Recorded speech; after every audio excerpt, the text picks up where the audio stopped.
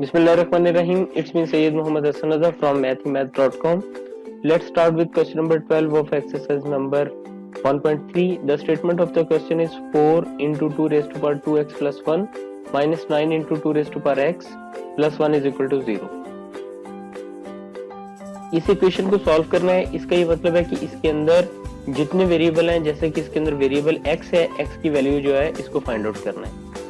x की value को find out करने के लिए चलें इसे सॉल्व करते हैं. 4 into 2 raise to power 2x plus 1 minus 9 into 2 raise to power x plus 1 is equal to 0.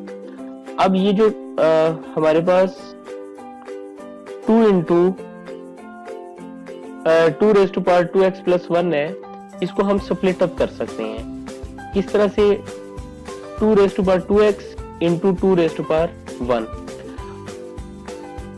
ये बेसिकली इसका तरीका कर कुछ इस तरह से है कि यहाँ पर देखें, बड़ी सिंपल सी एक x और x जिस वक्त मल्टीप्लाई होते हैं तो ये हमें x स्क्वायर देते हैं. ये किस तरह x स्क्वायर देते हैं? बेसिकली इसमें होता इस तरह से है कि यहाँ पे x की पावर है 1, यहाँ पे x की पावर है 1. तो मैथ का एक रूल है जिसके मुताबिक अगर बेसिस एक जैसी हो, जैसा कि x और x बेस एक जैसी है, तो पावर जो है ये एड अप हो जाती हैं. तो यहाँ पे पावर जो है, और यहाँ पे x वन टाइम आ जाएगा, पावर ऐड हो जाएगी, यानी x की पावर हो जाएगी 1 plus 1 that is equal to x square. तो इस रूल के तहत यहाँ पे अगर आप देखें तो यहाँ पे 2 रेज टू पावर 2x है multiplied by 2 raise to power 1 है. अब अगर आप इसको कंबाइन करें तो यहाँ पे ये बेसिस एक जैसी हैं तो पावर ऐड अप हो जाएंगी, यानी यह हो जाएगा 2 raise to power 2x plus 1 minus 9 into 2 raise to power x plus 1 is equal to 0. अब इसको यहाँ पे स्प्लिट अप करने का सिर्फ मकसद ये था ताकि यहाँ पर, क्योंकि यहाँ पे हमारे पास 2 रेज टू पावर x है, सो इसको भी हम 2 रेज टू पावर x किसी तरह बना लें ताकि 2 रेज टू पावर x जो है इसको हम कुछ y टाइप या जो भी हम यहाँ पुट करना चाहें वो हम कर सकें. तो ये सिमेट्रिकल, इसको बनाने के लिए, एक सिमेट्री क्रिएट करने के लिए हमें ये स्टेप करना पड़ा. यहाँ पर ये 2 4 के साथ मल्टीप्लाई होगा, ये 8 आ गया. यहाँ पे इसको हम ये लिख सकते हैं 2 रेज टू पावर 2x को 2 रेज टू पावर x की पावर 2, यानी यहाँ पे पावर्स आपस में मल्टीप्लाई हो जाती हैं. यहाँ पे बेसिकली पावर्स जो हैं ये आपस में मल्टीप्लाई हो जाती हैं. सो ये आपके पास 8 into 2 raise to power x का स्क्वायर आ गया minus 9 into 2 raise to power x plus 1 is equal to 0 आ जाएगा. अब यहाँ पे हम पुट करते हैं, हम सपोज कर लेते हैं कि 2 रेज टू पावर x हमारे पास यहाँ भी है, यहाँ भी है. इसको हम सपोज कर लेते हैं कि this is equal to y. So जब ये y के इक्वल है, अब ये y हम इसे पुट करते हैं. सो ये हमारे पास आ गया 8y square minus 9y plus 1 is equal to 0. अब जैसा कि 8y square minus 9y plus 1 is equal to 0 आ गया. अब इसको फैक्टराइजेशन के थ्रू हम सॉल्व करते हैं. इसको फैक्टराइज इस तरह से कर लेते हैं कि यहाँ पे हमारे पास 1 है, यहाँ 8 है, 8 और 1 मल्टीप्लाई हुए जो कि हमारे पास 8 आ गया. अब इसके पेयर बनाते हैं हम 1 इंटू 8, और यही हमारे पास जो है ना ये मोस्ट सुटेबल पेयर होगा, क्योंकि 8 और 1 जब ऐड होंगे तो ये हमारे पास सेंट्रल कंटेंट, सेंट्रल एलिमेंट जो कि 9 है, ये हमें सेंट्रल एलिमेंट हमें ये दे देता है. तो ये हमारे पास 8y स्क्वायर आ गया माइनस ये बेसिकली जो हमारे पास 9 है, ये 9 बेसिकली स्प्लिट अप हो जाएगा इनटू माइनस 8 माइनस 1y, यानी कि minus 8y minus 1y that is actually equal to minus 9y.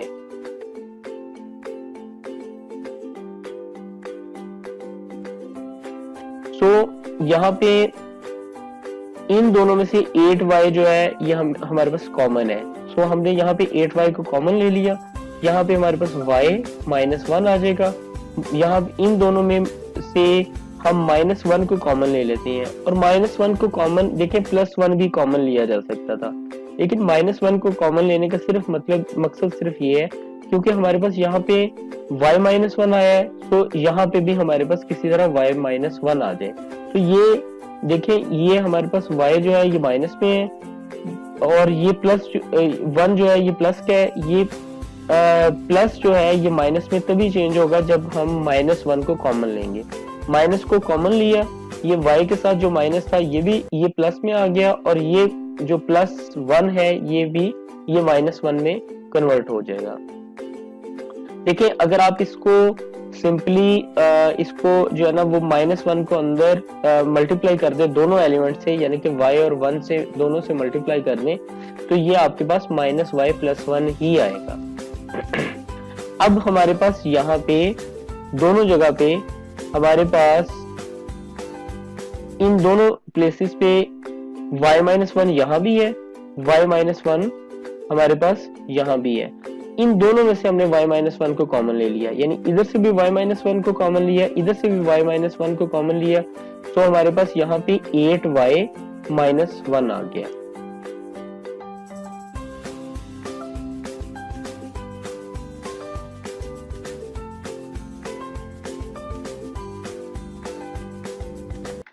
Next step में यहाँ पे 8y minus one is equal to 0 आ जाएगा, यानी ये दोनों जो है दोनों पेयर्स ये इक्वल टू 0 है, तो 8y minus one is equal to 0 आ गया, y minus one is equal to 0 आ गया, y इज इक्वल टू ये माइनस वन इक्वल साइन के दूसरी साइड पर जाके प्लस वन हो जाएगा, यहाँ पे 8y इज इक्वल टू 1 आ जाएगा, यानी ये माइनस वन ये इक्वल साइन के दूसरी साइड पर प्लस वन हो गया।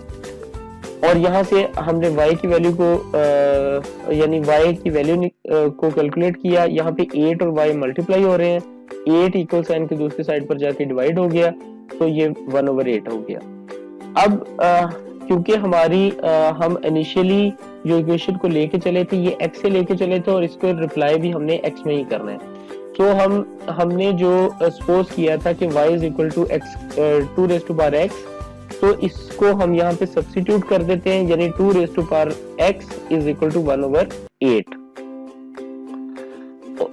नेक्स्ट स्टेप में 2 raise to power x is equal to, अब ये जो 8 है इसको हम 2 इंटू 2 इंटू 2 भी लिख सकते हैं, तो ये हमारे पास 1/2 इंटू 2 इंटू 2 आ गया। इसको हम इस तरह भी लिख सकते हैं 2 raise to power x is equal to 1/2 की पावर 3, 1/2 का क्यूब, यानी 1/2 का क्यूब का ये मतलब है कि जिस वक्त 2 रेज़ टू पावर 3 है इसका यही मतलब है कि 2 इंटू 2 इंटू 2, यानी 2 जब 3 टाइम्स मल्टीप्लाई होगा तो इसका क्यूब आ जाएगा, 3 4 टाइम्स मल्टीप्लाई होगा तो इसकी पावर 4 आ जाएगी, 2 5 टाइम मल्टीप्लाई होगा तो 2 की पावर 5 आ जाएगी। लेकिन यहाँ पे 2 3 टाइम्स मल्टीप्लाई हो रहा है तो ये 2 की पावर 3 आ जाएगी, यानी 1/2 की पावर 3 आ गई। अब यहाँ पे किया सिर्फ इस तरह से है कि 2 क्योंकि डिनोमिनेटर में है, जैसे ये न्यूमिनेटर में आएगा यानी ये उल्ट जाएगा, तो पावर जो है उसका साइन जो है वो उल्ट जाएगा, उसका साइन चेंज हो जाएगा। अब यहाँ पे पावर जो है, पावर का साइन जो है ये प्लस में है, तो जैसे ही ये 2 डिनोमिनेटर से न्यूमिनेटर में जाएगा, यानी नीचे से बटे से ऊपर जाएगा, तो पावर यहाँ पे +3 है, ये -3 हो जाएगी। अब यहाँ पे बेसिकली इस इक्वेशन में यानी यहाँ पे बेसिस एक जैसी हो गई हैं, तो सो हम पावर्स को कंपेयर कर सकते हैं, सो हमारे पास x इज इक्वल टू -3 आ जाएगा। बिल्कुल उसी तरह से हमारे पास y इज इक्वल टू 1 यहाँ पे आया था, यहाँ पे भी हमने y की जगह उसकी वैल्यू सब्स्टिट्यूट की, y is equal to 2 raise to power x है, दैट इज इक्वल टू 1। अब यहाँ पे देखें, करना सिर्फ इस तरह से है कि यहाँ पे हमने 1 को 2 रेज़ टू पावर 0 हमने लिख दिया। देखिए हम इसे 3 raise to power 0, 4 raise to power, यानी किसी की भी पावर 0, उसका ये मतलब है कि इसका आंसर 1 ही है। तो यहाँ पे 2 रेज़ टू पावर x है, that is equal to 2 raise to power 0 लिखने का सिर्फ मकसद ये है कि यहाँ पे बेसिस एक जैसी हो जाए। तो अब जब बेसिस एक जैसी हो जाएंगी, जैसा कि यहाँ पे 2 और 2 बेस एक जैसी होगी, तो अब हम पावर्स को कंपेयर कर सकते हैं, तो x इज इक्वल टू 0। अब हमारे पास x की 2 वैल्यूज आ गई, एक x की वैल्यू हमारे पास 0 आ गई, दूसरी x की वैल्यू -3 आ गई, तो ये हमारा सोल्यूशन सेट हो जाएगा। तो हमारा solution set that is equal to 0 and -3।